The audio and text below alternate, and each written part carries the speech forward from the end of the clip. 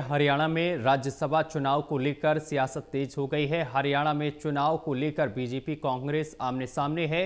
दो राज्यसभा सीटों में से एक पर बीजेपी की जीत तय है।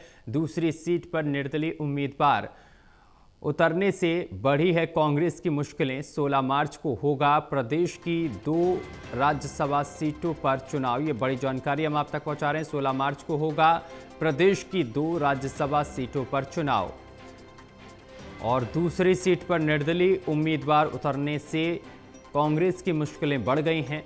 ये बड़ी जानकारी हम आप तक पहुंचा रहे हैं। हरियाणा में राज्यसभा चुनाव को लेकर सियासत तेज नजर आ रही है और इस खबर पर अधिक जानकारी के साथ एसोसिएट एडिटर देवेंद्र कथुरिया हमारे साथ जुड़ गए हैं। देवेंद्र जी, हरियाणा में राज्यसभा चुनाव को लेकर सियासत तेज नजर आ रही है। जिस तरीके से निर्दलीय उम्मीदवार को उतारा गया है उससे माना जा रहा है कि कांग्रेस की मुश्किलें जो हैं वो बढ़ गई हैं।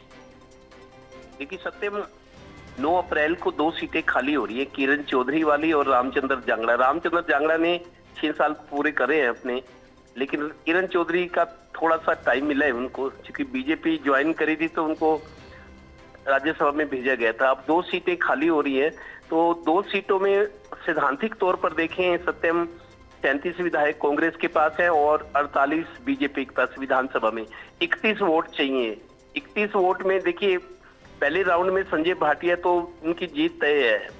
पहले राउंड में संजय भाटिया को पार्टी उतारेगी, तो 48 वोट है, उसमें 31 वोट निकाल दे तो 17 वोट फालतू बचे। संजय भाटिया को तो जीतने की दिक्कत नहीं है, लेकिन उधर कांग्रेस के पास 37 विधायक है विधानसभा में, लेकिन 31 वोट चाहिए, उनको भी दिक्कत नहीं है। समस्या अब ये हो गई है कि बीजेपी इंडिपेंडेंट के पीछे खड़ी है। दरअसल जो इंडिपेंडेंट उम्मीदवार हैं सतीश नांदल, वो बीजेपी के ही नेता है, प्रदेश उपाध्यक्ष हैं, और उनका जो नामांकन करवाने के लिए 10 विधायकों का समर्थन चाहिए। 3 विधायक वो हैं जो बीजेपी सरकार को समर्थन दे रहे हैं, सावित्री जिंदल, देवेंद्र कादयान और राजेंद्र जून।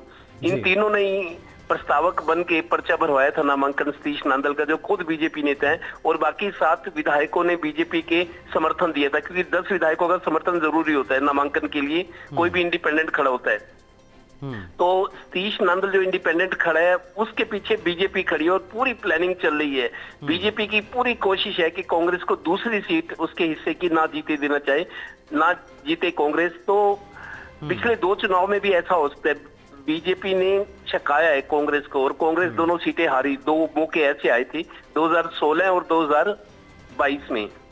तो उस वक्त भी कांग्रेस की सीट, जैसे 2016 में सुभाष चंद्रा जीते थे, शाही कांड हुआ था, बड़ा मशहूर है। अलग अलग शाही से वोटिंग हुई थी, वो कोर्ट कैंसिल हो गए, तो निर्दलीय सुभाष चंद्रा जीते थे, जो जी न्यूज के मालिक हैं। और फिर 2022-23 में चुनाव हुआ था, उसमें किरण चौधरी का वोट रिजेक्ट हो गया था, क्योंकि उसके नियम पूरे नहीं थे। और उधर कुलदीप बिश्नोई ने कांग्रेस में रहते हुए बीजेपी को क्रॉस वोटिंग कर दी थी, बीजेपी के पक्ष में डाला था। इस वजह से अजय माकन, कांग्रेस के बड़े नेता है, वो हार गए थे। तो कांग्रेस के हाथ जले हुए हैं पिछले 2 चुनाव में। अब फूक फूक कर कदम रख रही है। कोशिश तो बीजेपी पूरी कर रही है कि दूसरी सीट ना जीतने दी जाए कांग्रेस को, लेकिन कांग्रेस के पास संख्या बल तो है ही, बस खतरा ही है कि क्रॉस वोटिंग ना करें। अगर 1, 2, 3 विधायक कर भी दें क्रॉस वोटिंग, तब भी 31 वोट तो कांग्रेस के पास है ही, टोटल 37 हैं। तो खतरा बराबर बना हुआ है। कांग्रेस भी अपने सारे जोखिमों के उपाय ढूंढ रही है कि हर अपने विधायकों को एकजुट किए हुए कि कोई क्रॉस वोट ना करे, या ऐसा ना हो कि कोई सदन में उस दिन आए ही ना, बीमारी का बहाना बना ले, कुछ और बना ले। तो कांग्रेस इस खतरे से जूझ रही है, सामना कर रही है, लेकिन उपाय पूरे कर रही है कि कम से कम अपने हिस्से की सीट तो जीती जाए। जी देवेंद्र जी, जिस तरीके से कांग्रेस के अंदर डर लगातार बरकरार है, तो ऐसे में क्या बीजेपी कांग्रेस के जो विधायक हैं उनको तोड़ने में कामयाब हो सकती है? क्या ये कवायद की जा रही है बीजेपी की तरफ से? देखिए, बीजेपी की तरफ से तो पूरी कोशिश है सत्यम। मनोहर लाल जी की ड्यूटी लगाई है। मनोहर लाल जी ने पंचकुला में डेरा डाला हुआ है, तो वहाँ एक एक विधायक को बुला के उनको समझाया जा रहा है, पुचकारा जा रहा है, और अंदर खाते जाहिर है बीजेपी ये सारा खेल कर रही है, सियासी खेल है, और सियासत में सारे दाव चले जाते हैं। तो सतीश नांदल जो इंडिपेंडेंट है, उनके ऊपर ये रहेगा, जो जिस तरह की अंदरूनी जो लालच होते हैं, लालच प्रलोभन होते हैं, वो करना सतीश नांदल के जिम्मे रहेगा। लेकिन पार्टी बीजेपी को ये गेम प्लान कर रही है। बीजेपी दिमाग बीजेपी का है और सतीश नांदर इंडिपेंडेंट है, साधन संपन्न है, बहुत बड़े आदमी है और बीजेपी के भी नेता है। प्रदेश उपाध्यक्ष जैसा पद छोटा नहीं होता है। तो पूरी बीजेपी इसमें लगी हुई है कि कांग्रेस को किसी भी तरीके से दूसरी सीट ना जीतने दी जाए।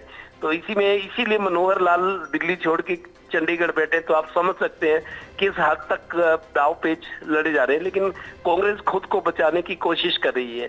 कांग्रेस के जो करमबीर सिंह बोध है, उनके साथ दिक्कत ये भी है कि उन्होंने पार्टी के लिए एक दिन भी काम नहीं किया है। ऐसे कैसे आदमी को पार्टी ने टिकट दे दिया जो राहुल गांधी की पसंद है।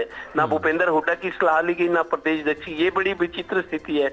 तो कांग्रेस में इस बात को लेकर बेचैनी भी है कांग्रेस नेताओं में कि जिसने एक दिन पार्टी के लिए काम नहीं किया, पार्टी ने उसको राज्यसभा का उम्मीदवार बना दिया। बाकी देखते क्या है, कांग्रेस भी अपनी प्रतिष्ठा बचाने की पूरी कोशिश करेगी। अब रिजल्ट क्या रहता है, 16 मार्च को वोटिंग होनी है। जी देवेंद्र जी, इसके साथ साथ ये भी सामने निकल कर आ रहा है कि कांग्रेस के कई विधायक इस फैसले से नाराज भी हैं कि करमबीर बोध को टिकट दिया गया राज्यसभा का।